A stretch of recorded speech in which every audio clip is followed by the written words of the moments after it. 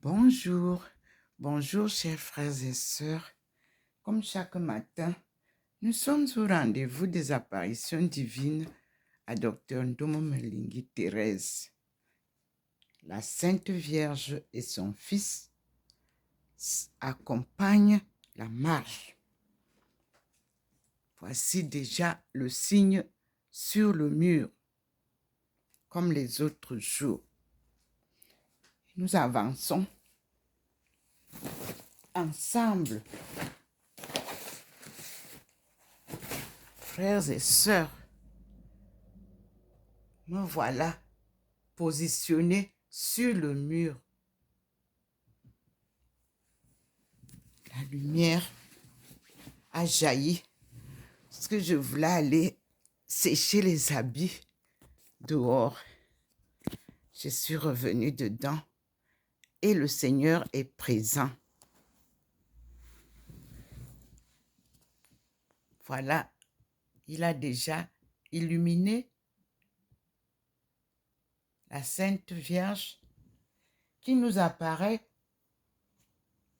en compagnie du Seigneur, entourée de sa divine lumière. Puis, le Christ s'est ajouté. Regardez les rayons dans la maison. C'est la fumée. Mais pourtant, il n'y a pas de fumée ici. Ce que ces rayons de lumière font dans la maison, c'est merveilleux. Voilà tous les livres que le Seigneur a choisis depuis l'année dernière, afin que je puisse trouver dedans les mots qu'il vous faut.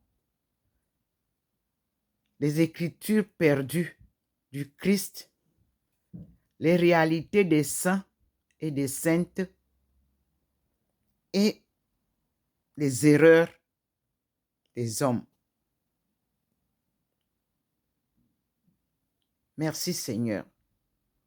Voyez-vous même le scintillement. Il n'y a pas de vent là dehors. C'est le scintillement du Seigneur, sa présence qu'il nous montre, afin que nous puissions suivre ce qu'il révèle à sa servante. Je vais à la cuisine, mes frères et sœurs. Avec vous, nous allons à la cuisine. Voici, nous sommes dans la cuisine. Je vous montre comment la cuisine se présente avant les manifestations. La lumière s'est déjà posée sur le mur. Voilà. Cette lumière n'est pas la lumière du soleil ou la lumière du jour, comme on l'appelle.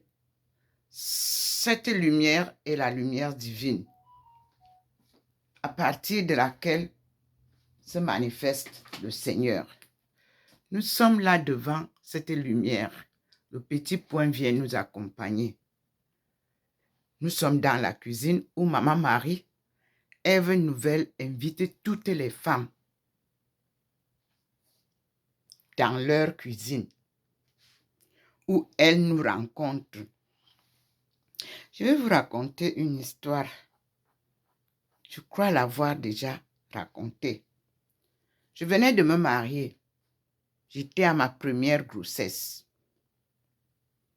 Un matin, je vais à la cuisine. C'était les cuisines, des petites cuisines de terre battue, où le foyer était les 3 pierres et puis on met le bois entre les 3 pierres. Dès que j'ai ouvert la cuisine pour chauffer le déjeuner le matin, j'ai trouvé sur le foyer la statue de Maman Marie en vrai. J'ai frémi, mais l'esprit m'a inspiré, n'aie pas peur. Je suis ta maman. Je suis restée. Comme ma mère était déjà morte, lorsque j'ai commencé à raconter cette histoire, c'est dommage, parce que c'est à elle seule que j'avais raconté l'histoire de son vivant. Quand j'ai vu ça, je suis remontée chez ma mère dans la journée parce qu'elle n'habitait pas loin de moi. Je lui ai dit, elle s'appelait Maman Marie Melingi. J'ai dit, maman, j'ai vu quelque chose à la cuisine chez moi. Elle dit quoi? J'ai dit, j'ai ouvert la porte et j'ai vu la photo comme la statue posée sur le foyer. La statue de Maman Marie. Ma mère m'a dit, tu sais, Thérèse, les mystères de Dieu sont insondables.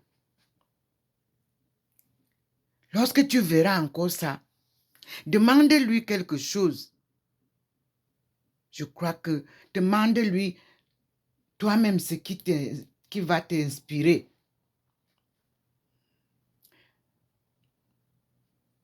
Maman, je l'ai écouté. Le troisième jour, c'est-à-dire 3 jours après, comme chaque matin, j'ai encore ouvert la cuisine.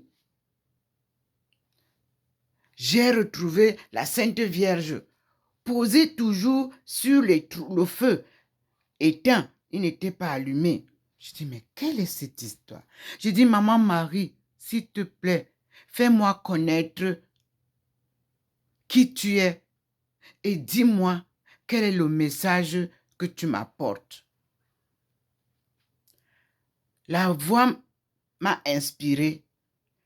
Crois au Seigneur. Crois en Dieu. Il te révélera ce que je dois te dire. Et c'était fini. Elle n'est plus revenue. Mes frères et sœurs, comptez le nombre d'années. Je me suis mariée en 1968 à Mokolo.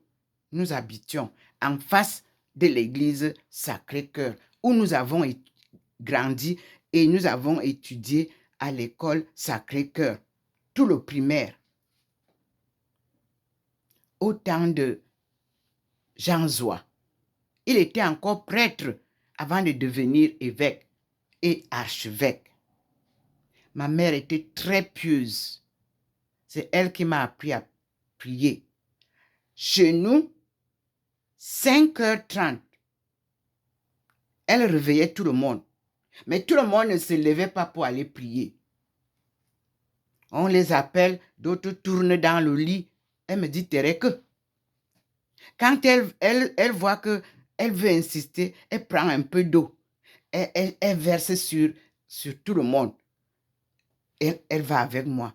Et la majorité des matins, j'ai toujours été la seule qui la suivait.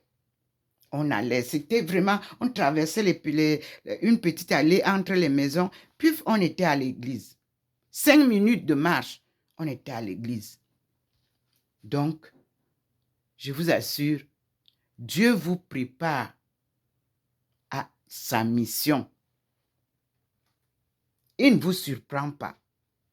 Ce que je vous dis aujourd'hui, à l'âge là, j'étais encore une petite fille.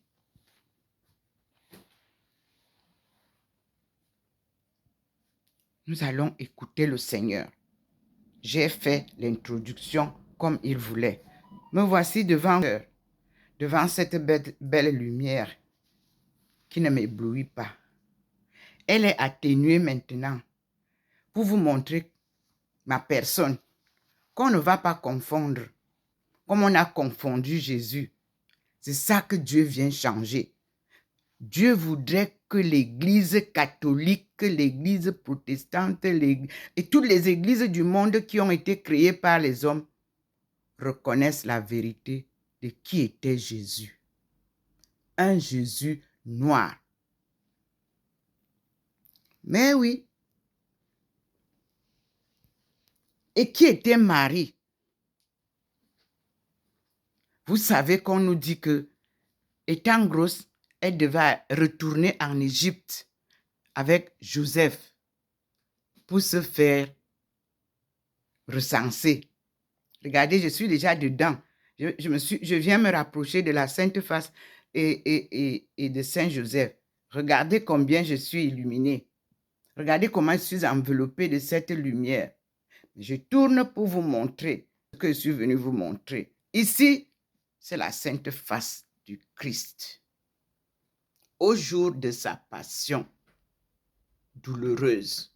C'est lui qui me l'a donné à Paray-le-Monial en 2007, lors du rassemblement de prière pour les familles en crise. Oui, on était plus de 4500 personnes. Ici, voici Joseph que le Seigneur illumine pour vous dire que ce Joseph que l'Église ne nous a pas bien expliqué, c'était le fils de David. Et c'est lui le mari de Marie. Et nous allons découvrir l'histoire. À partir de vos Bibles trichées, vous ne pouvez rien comprendre. Souvenez-vous que le Seigneur m'a donné Prière et grâce, les 66 livres de la Bible, selon le roi James. On appelle King James, en français Jacques. Nous allons découvrir qui était King James, le frère de Jésus-Christ. Retenez ce que je viens de dire. Il est devenu roi dans les chaînes d'esclavage en Angleterre. Et souvenez-vous de la première reine Élisabeth, appelée Victoria. Nous allons redécouvrir tout. L'histoire est belle. Le Seigneur m'a tout révélé pour la marche. Ici, nul ne peut ignorer cette statue, car elle est en France. C'est là où toutes les personnes qui ont des soucis psychologiques, psychiatriques sont traitées. Dans ce grand hôpital.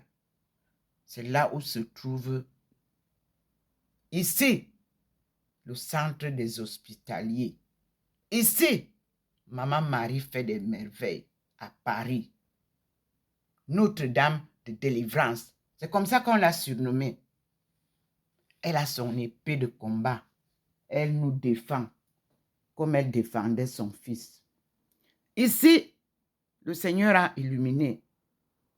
Ce Christ, il n'est pas blanc. Ce Christ, je retiens, ce Christ, il est noir. Le voici. Dans toutes les communautés religieuses catholiques et peut-être protestants, vous trouvez cette croix. Jésus noir vient vous révéler sa vraie histoire qu'il a écrite, qu'il a prêchée, qu'il a annoncée, qu'il a enseignée à ses disciples appelés apôtres. Nous n'avons que 4 disciples dans la Bible. Et pourtant, la plus importante qu'on a appelée l'apôtre des apôtres, Marie de Magdala. Elle venait d'Éthiopie. Magdala est une ville d'Éthiopie, c'est-à-dire elle venait d'Afrique. L'histoire est très belle. L'Afrique sort de son chaos, de l'ignorance de son histoire même, de l'ignorance de sa souveraineté, de l'ignorance de sa gloire. Adama était le nom transformé en Africa.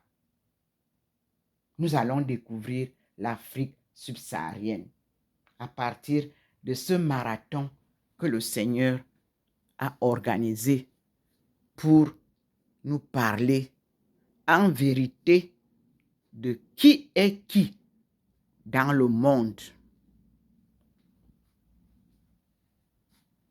Nous revenons donc nous asseoir à l'endroit habituel. Et vous pouvez voir que ici, vous voyez, ma face n'est pas encore très illuminée, mais elle est là. Celle de Thérèse d'Avila qui est à côté de moi en bas, là, au coin du mur, est là. Nous avons le couple Marie de Magdala, l'épouse de Jésus-Christ, est là. Les écrits sont là. Ce n'est pas une histoire de Congo-Ça d'Afrique. Non, c'est la vraie histoire du Christ que j'ai retrouvée dans l'empire des steppes avec son nom bien écrit et son rôle de premier ministre en Asie. Plus précisément, en Chine, il a vécu.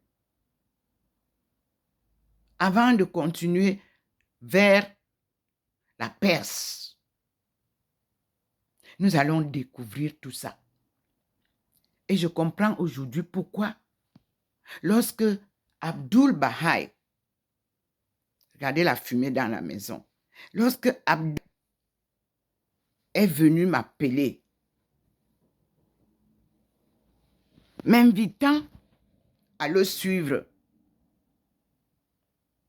pour apprendre la cause de Dieu et l'enseigner au monde. Je ne connaissais pas qui était Abdul Baha'i. Mais j'avais reçu les Baha'i après la conférence des femmes de 1995 à Beijing. Quelques Américains sont venus en Chine. Puis, parmi elles, il y avait une descendante du Cameroun qui a fait 3 ans au Cameroun, à Douala, cherchant ses racines. Elle n'a rien trouvé. 3 ans, elle est repartie en Chine.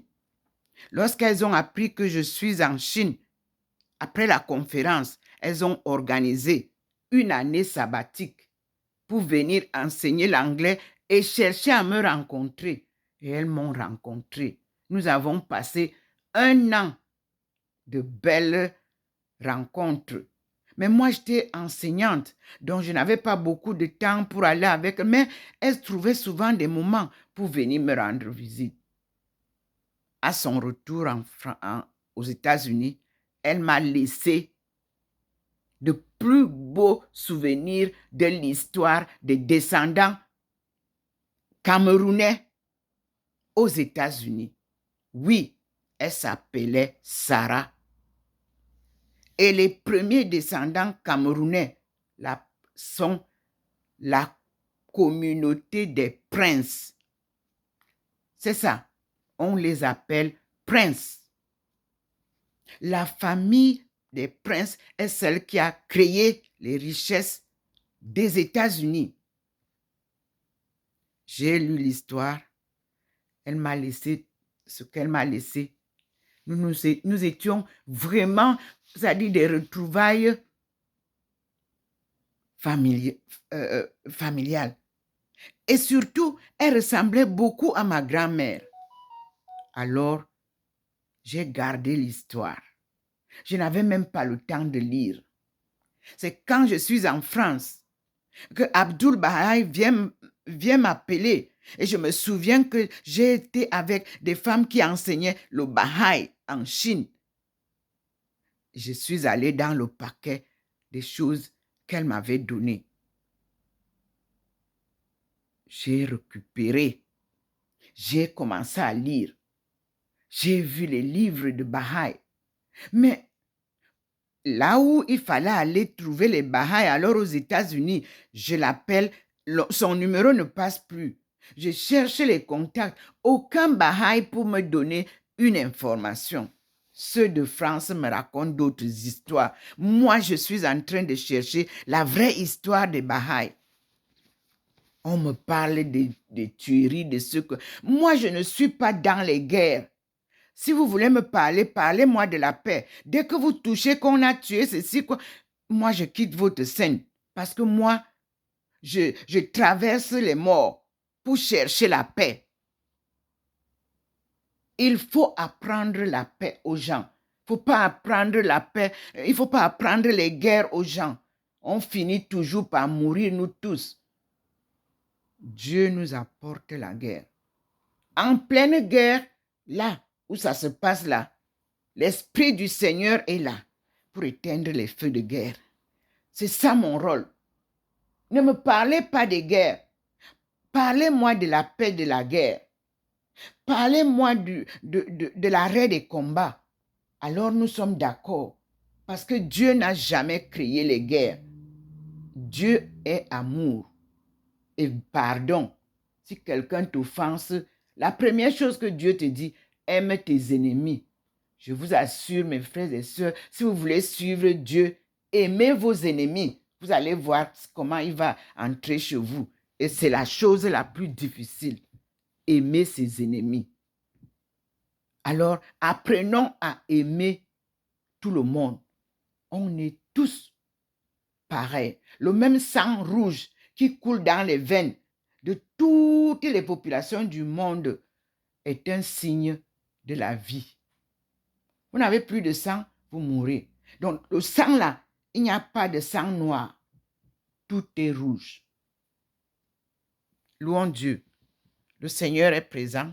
Me voici enveloppé de la lumière. Et je vous dis, c'était l'introduction d'aujourd'hui, 5 novembre.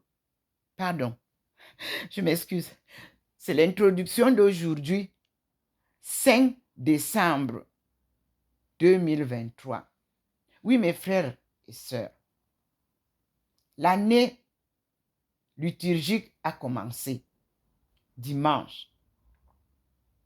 Et le Seigneur nous ramène aujourd'hui à la lecture d'Isaïe. Ne lisez pas seulement le passage qu'on vous donne dans Isaïe. Prenez la peine de lire le livre d'Isaïe, tel qu'on vous l'a donné dans la Bible. Lisez ça tout pour comprendre pourquoi Dieu m'a dit. Ouvre ta Bible et lis. Et je suis tombé sur Isaïe 49, verset 6 à 13. Puis il m'a dit, repars au début. Et tu lis jusqu'à 13. Et tu termines par la gloire, par les louanges du 14. Mes frères et sœurs, lisez Isaïe. Moi, je vous ai dit qu'on doit lire l'Ancien Testament. C'est ce que nous demande le Seigneur. Pendant 2000 ans, on a sauté l'Ancien Testament avec vous. On est parti vous mettre au Nouveau Testament qui n'est que copie-coller de quelques parties de l'Ancien Testament. Tout ce qui est dit dans les 4 évangiles se retrouve dans l'Ancien Testament. Et Jésus lui-même nous apporte son écriture. Et dans les apocryphes, autorisés par King James, dans la version King James, voici, je l'ai en main, le livre. Parce que moi, je ne vous parle de rien parce qu'on a dit à la télé, parce qu'on dit sur Internet. Non. Le vrai docteur en études scientifiques de quelque discipline que ce soit doit pouvoir vous montrer de quoi il parle. Si vous faites un doctorat en allant regarder ce que les autres ont dit et vous venez nous raconter ça, mais non. Il vous faut une marche, step by step, une connaissance réelle de votre sujet avec des effets réels, avec des faits réels. Vous avez vu, je parlais des effets et je parlais des faits. C'est-à-dire il faut un fait qui fait des effets. Lorsqu'il y a un fait, par exemple la guerre, vous voyez qu'il y a des morts. Vous voyez qu'on négocie par-ci, par-là. Et ça, c'est un fait avec des effets négatifs ou positifs. C'est ça, les études académiques. Alors vous qui profitez des écritures des autres pour venir nous raconter l'histoire que vous ne connaissez même pas. Give us a break. Donnez-nous un break. Nous voulons apporter la vraie histoire de l'Afrique. La sagesse divine enseignée à nos aïeux, qu'on appelle sagesse africaine. C'est une fille d'un patriarche qui vous parle. Elle-même porte le nom d'un patriarche. Ndomo Azoro. De Ponsolo. C'est mon nom. On ne porte pas les noms des patriarches comme vous le faites aujourd'hui. C'est de la dignité. On ne donne pas le nom d'un patriarche à n'importe quel enfant, comme vous le faites maintenant au temps contemporain. Non, messieurs, dames.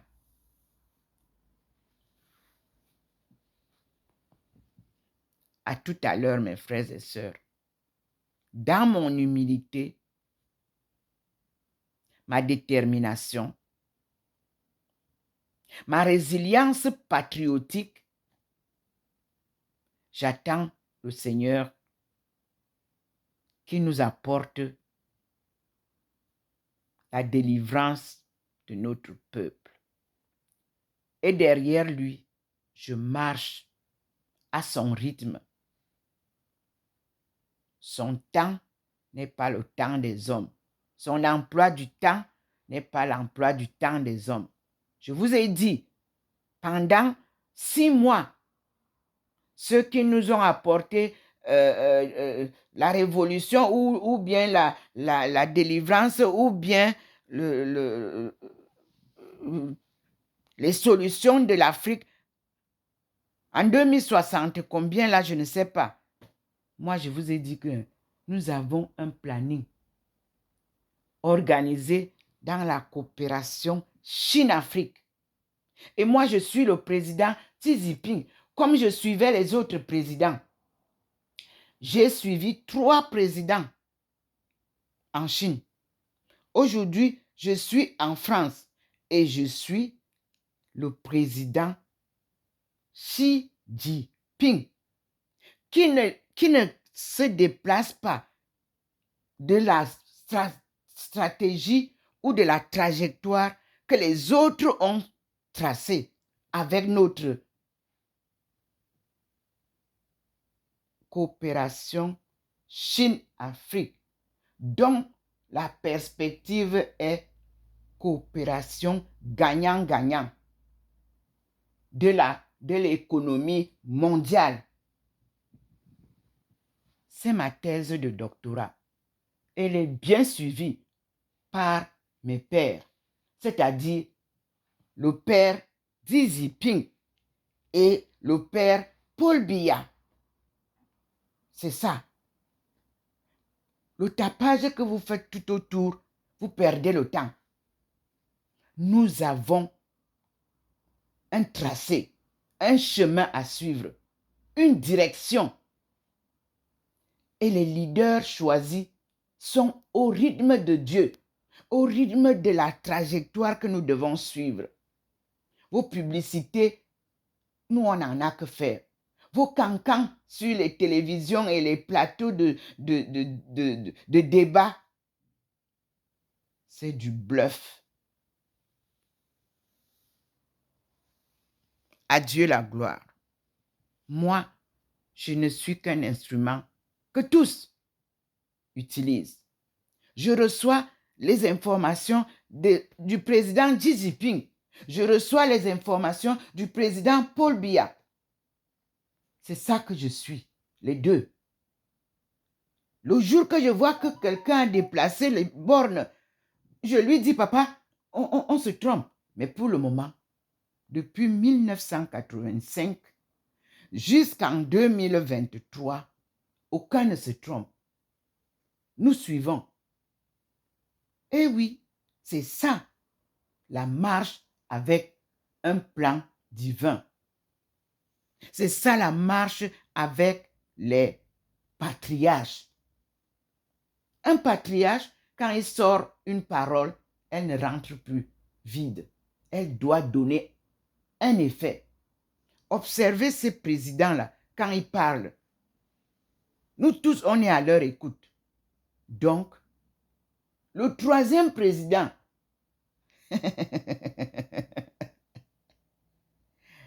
là, vous avez la Russie. Nos études en Chine était basé sur les études russes. Oui. Mais nous, on marche selon la discipline de la sagesse traditionnelle. Non. Le chef est derrière. Les autres avancent.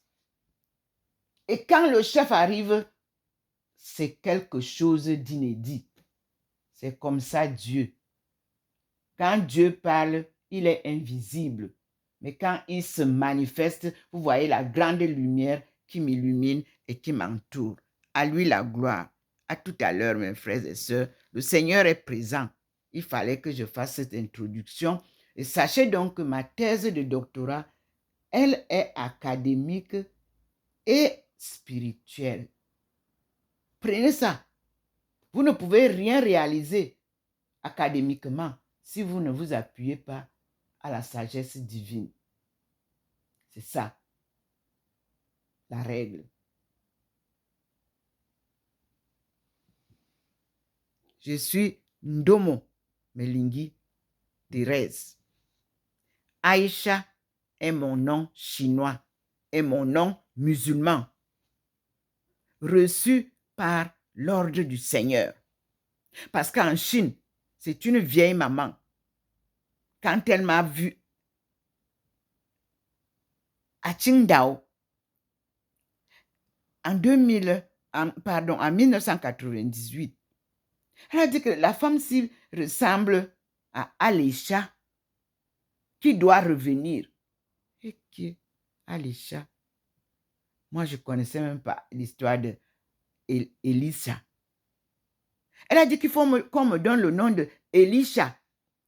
J'ai eu d'abord le nom de Elisha en Chine. Lorsque j'entre à l'université, l'université fait le test traditionnel chinois pour vous donner le nom. On m'a donné le nom de Aïcha. Il n'y a pas I-tréma. Aïcha avec S. Au fur et à mesure qu'on avançait dans les études de recherche et académiques, on essayait progressivement de m'amener vers la définition de mon nom. Puis nous avons découvert, je crois à la fin de la 2e année d'études, que Aïcha signifie African International Societies, Home and Abroad. Et puis on dit, bon, tu peux toujours aussi dire que c'est des communautés, mais nous, c'est les sociétés qu'on te donne de mettre. Et en mettant communauté, ça signifie African International Communities, Home and Abroad. Voilà l'histoire qui se dénoue et qui nous montre l'Afrique et ses descendants d'esclaves. C'est le nom de Ndomo Melingi chinois. Donc, en avançant, il fallait faire des études en économie mondiale parce que ce monde-là, ces rejetons des esclaves venus d'Afrique sont dispersés dans tous les mondes, créés par eux, bâtis par eux, que nous allons retrouver. Et je vous dis, pour terminer, la Chine et l'Afrique, les Chinois et les Africains sont les bâtisseurs des mondes nouveaux. Nous allons le découvrir donc en histoire, en sciences, en technologie, en tout ce que vous voulez, en économie, parce que l'économie qu'on fait croire que les Africains ne connaissent pas, l'économie a commencé en Afrique. Mais les États pratiquent cette économie-là, le troc, qu'on appelle trade. Les États ne donnent pas de l'argent aux États africains. Vérifiez, ils font les échanges des produits, mais les échanges sont erronés. Nous allons retrouver tout ça. Voilà Ndomo Melingi Thérèse devant vous, enveloppée par la lumière divine, comme vous me voyez là. Ne dites pas demain, si ça apparaît blanc, que je suis blanche, que je suis métisse. Non, je suis noire, née à Ndinding, sous un bananier. Il n'y avait pas d'hôpital. Et la sage-femme traditionnelle s'appelait Memeili. Elle a accouché plusieurs de nos mamans, dont je fais partie. À Ndinding, chez le père Ndjamankomo Christophe, King était patriarche. Aucun gouvernement n'ignore ce King. Même après sa mort, ses paroles sont souvent relevées, en se moquant parfois, mais des paroles de vérité. Alors, mon père est mon meilleur mentor. Mon père est mon héros. Ma mère est ma meilleure maîtresse de la vie de femme et de la vie spirituelle. L'amour que j'ai pour tout le monde et cet amour que maman avait pour tout le monde. Maman nourrissait les fous et chez elle parce que 2 de ses amies sont devenues folles, de très belles femmes à Mokolo. Maman les nourrissait et les autres fous venaient et maman s'est mise à nourrir les fous que vous voyez dans la rue là. Et que vous chassez, vous ne nourrissez pas, vous ne savez pas ce que vous pouvez devenir demain.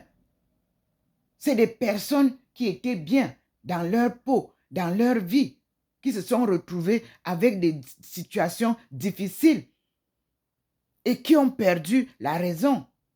Et il faut savoir les encadrer, les aimer dans leurs états. Il faut savoir accepter, les accompagner. Dieu est un Dieu de bonté. Même Jésus, on a dit que Jésus était fou, que Jésus était sorcier, qu'on a donné tous les noms à Jésus. Voilà ce Jésus que nous louons aujourd'hui. Voilà ce Jésus que tout le monde parle pour gagner de l'argent. On parle de Jésus. De toutes les églises là, leur commerce c'est sur Jésus. Jésus, Jésus. Jésus vient vous fermer les gueules. Vous n'allez plus dire Jésus et gagner de l'argent. C'est ce qu'il vous dit. En son nom, tout genou fléchira. Alléluia. Amen. Nous sommes bien sûr aujourd'hui le 5 décembre 2023 à Saint-Louis, en Alsace. Plus précisément au Haut-Rhin. Saint-Louis est la ville frontière des 3 pays, l'Allemagne, la Suisse allemande et la France, où se trouve Saint-Louis, à l'avenue du général de Gaulle. Vous ne voyez pas que le Seigneur ne marche pas avec vous n'importe comment. Il me pose sur une avenue historique, l'avenue du général de Gaulle. Mon frère, un de mes petits frères porte le nom de Gaulle. Parce que mon père, lui, à chaque événement, il donnait le nom d'un enfant. Nous avons Pompidou chez nous, dans la famille. Mon père a surnommé un de ses fils Pompidou. Comme ça, vous parlerez de l'histoire de Pompidou. Personne ne vous dira que non. Parce que dans notre famille, nous avons Pompidou, nous avons De Gaulle. Mais si je parle de l'histoire de Gaulle, j'ai un De Gaulle dans la maison. Mon frère, il s'appelle De Gaulle. J'ai un petit frère De Gaulle. J'ai un petit frère Pompidou. Mais ils ont les noms africains. Mais ils ont les 2 noms là, historiques. Nous allons vivre dans la paix bientôt. À tout à l'heure, mes frères et sœurs. Soyez dans la paix. Aimez-vous les uns les autres. Nul n'est plus riche. Nous allons le découvrir. Nous sommes tous nés pauvres et nous mourrons pauvres. Ndomo Melingi Thérèse. Vous trouverez tout ce que je vous dis dans ma thèse de doctorat dont le titre est future African, sub-Saharan take-off in light of practice in Chinese economic development. Vous voyez, c'est clair. Je n'ai pas dit de faire le commerce avec la Chine. J'ai dit de faire des études pratiques pour bien comprendre comment la Chine est sortie de son chaos pour se dresser au sommet, comme nous le voyons. Et quand je prophétisais ça, que la Chine va être une puissance suprême, vous n'avez pas accepté. Et nous sommes là. J'ai annoncé le boom économique de la Chine. Cela s'est réalisé à l'an 2000. Les Africains, vous avez été invités pour venir vivre ça. Moi, j'étais au mont Titusan où le Seigneur m'a donné la clé de David. Porte que tu fermes avec cette clé, personne ne peut l'ouvrir. Porte que tu ouvres avec cette clé, personne ne peut la fermer. Vous avez ouvert les portes de l'Afrique. Regardez donc le désastre. Alléluia. Mangez et buvez. Ceci est mon corps. Buvez. Ceci est mon sang. Ce n'est pas ce que Jésus vous a dit. Écoutez donc la parole de Dieu à travers l'évangile de Jésus-Christ tel qu'il a lui-même écrit, prêché, enseigné. Ressortez là des ruines. Nous allons suivre Jésus-Christ pas à pas. Amen.